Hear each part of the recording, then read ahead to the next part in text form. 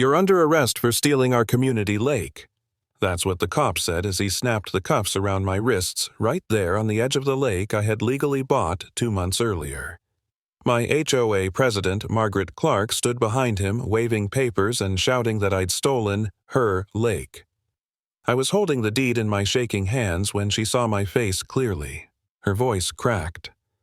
"Oh my God. It's you." Yeah, it was me.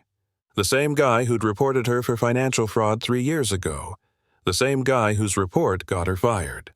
And now she was calling 911 to get me arrested on my own property. The morning started innocent enough. I was bolting reflective metal signs around the shoreline federal waterway notices citing Section 1311 of the Clean Water Act. I'd spent 3 weeks digging through federal codes just to make sure every word was perfect. The lake was small, about 50 feet across at its widest, but it was federally protected. That meant I could own it, but the HOA couldn't regulate it. Sirens came before sunrise finished warming the water. 2 patrol cars, lights flashing. Margaret marched out of her house like a queen with her assistant Karen trailing behind with that damn clipboard. Officers she began before they even opened their doors. "He's posting fake federal signs to steal our community waterfront." The officer read her folder minutes from a 2016 HOA meeting, then looked confused. "Ma'am, this doesn't show ownership transfer or legal authority." That's when I stepped forward, my voice calm, but my pulse loud in my ears. "Officers, here's my county deed and the federal waterway designation. It's legitimate, protected under federal law." Margaret's face twisted. "That's impossible. We've had access for years. You can't just—" Then she froze mid-sentence, staring at me. Recognition hit like lightning.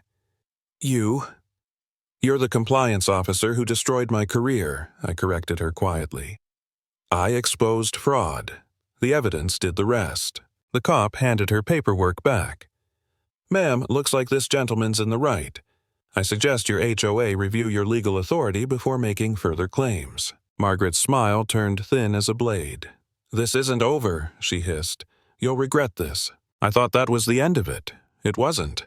That was just the first swing."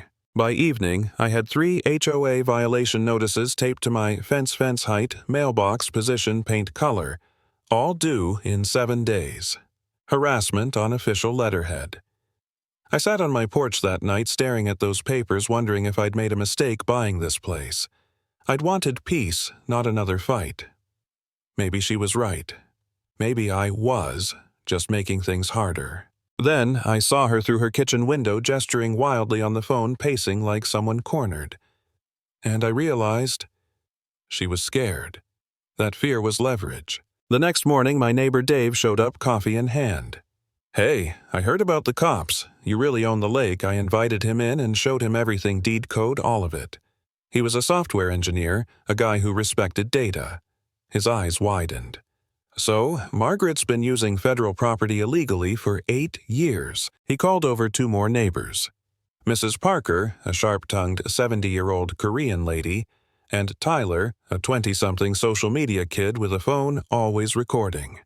By sundown, we were sitting around my kitchen table planning what Tyler jokingly named the federal lockout. I broke it down into 5 phases. Legal exclusion, financial pressure, social isolation, physical boundary, and electronic control. It sounded almost military, but that's what we needed. Tyler's first find hit hard, a video from the so-called 2016 meeting where the HOA voted for lake access. The timestamp proved it was filmed 2 years later. Fraud, plain and simple. Margaret had fabricated the record that gave the HOA control. Then came the insurance angle. Janet, a paralegal who lived nearby, told us Margaret had personally guaranteed the HOA's insurance policy. If the lake wasn't legally theirs, the coverage was void, and Margaret would be financially ruined. We tested it. I called the insurance company myself, pretending to be a homeowner, asking about coverage. The rep said clear as day. If the association doesn't legally control the property, there's no coverage for incidents there. I recorded every call. A few days later, the company contacted Margaret for clarification. Tyler caught her yelling through her window. What do you mean you need proof of authority? We've been using that lake. Word spread like wildfire. Homeowners started asking questions.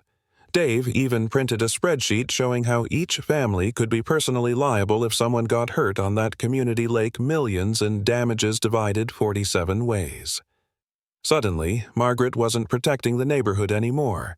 She was the reason everyone might go bankrupt. When she called an emergency HOA meeting, the room overflowed. Margaret opened with a speech about community unity and federal overreach. But then Dave raised his hand. "Margaret, if our insurance doesn't cover activities on that lake, who pays when something goes wrong?" She stumbled. "That's irrelevant fear-mongering." He pressed harder. "Read the exclusions clause, Margaret, right now." Then Tyler stood up and played the video, the falsified meeting minutes, the fake votes, the people who had moved out years before.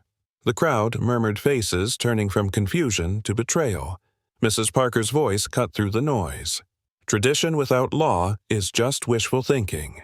When it was my turn, I handed out the letter from the insurance company, black and white. Coverage is excluded for incidents on property not legally controlled. The room went silent. "You've been collecting dues for 8 years, Dave said flatly. "For insurance that doesn't exist." Margaret's composure shattered. She screamed that I'd destroyed her life once and was doing it again. That's when everyone understood it had never been about community. It was revenge. The vote that night ended it 31-4 in favor of federal compliance. Margaret stormed out, vowing she'd bring down the entire system. I should have felt victorious. Instead, I felt empty. She wasn't done. 2 nights later, county bulldozers rumbled down my street at 2 a.m. I watched from the window as an EPA inspector, a sheriff's deputy, and Margaret stood outside my gate. She grinned up at me, waving a text on her phone. "EPA confirms your 1987 designation is under investigation. Tear it all down." I opened the door just as the deputy handed me a restraining order, temporary pending review. 24 hours to remove all my federal signage and fencing. My stomach dropped. She'd beaten me. For the first time in this entire war, I sat on my living room floor surrounded by documents and thought, maybe I went too far. Maybe I'm the villain here. Then, at 3 in the morning, my phone buzzed. Janet's name. "She messed up," she said. Margaret submitted her grandfather's old employment records as proof of corruption in 1987, but he never worked for the county. He was a janitor for the school district. She forged the evidence. Tyler confirmed it an hour later with public records. "Dude, she just committed federal document fraud to the EPA. That's prison time." By dawn, we'd filed a report with the Inspector General's office. Within 72 hours, the restraining order was dissolved. Margaret's evidence had been declared fraudulent and her case referred to federal prosecutors. The morning the bulldozers left, Tyler caught Margaret on camera trying to climb my new security gate, stuck halfway up jacket, caught on the spikes, screaming for help while the neighborhood kids laughed. It went viral before noon. 3 days later, I received a letter from the EPA. They not only reinstated the 1987 Waterway protection, they enhanced it, quarterly inspections, full federal oversight. Margaret's desperate attack had actually made my property more secure than ever. The fallout was brutal. HOA insurance canceled. The board dissolved. Margaret was facing charges for falsifying federal documents. Her house went up for sale a week later. But the real moment of justice wasn't legal, it was human. Dave brought his kids over that weekend. They asked if they could dip their toes in the water now legally protected. I nodded. Mrs. Parker sat nearby handing out rice cakes. In my country, she said softly, "Truth wins slow, but it wins forever." A month passed. The lake healed. The signs stood untouched. Tyler's videos about the whole saga exploded online, 500,000 views and counting. Then, one morning, a certified envelope arrived. Inside was a cashier's check for $47,000 and a note. The video, HOA Karen Exposes the Truth, hit 12 million views. After lawyer fees and moving costs, this is your half.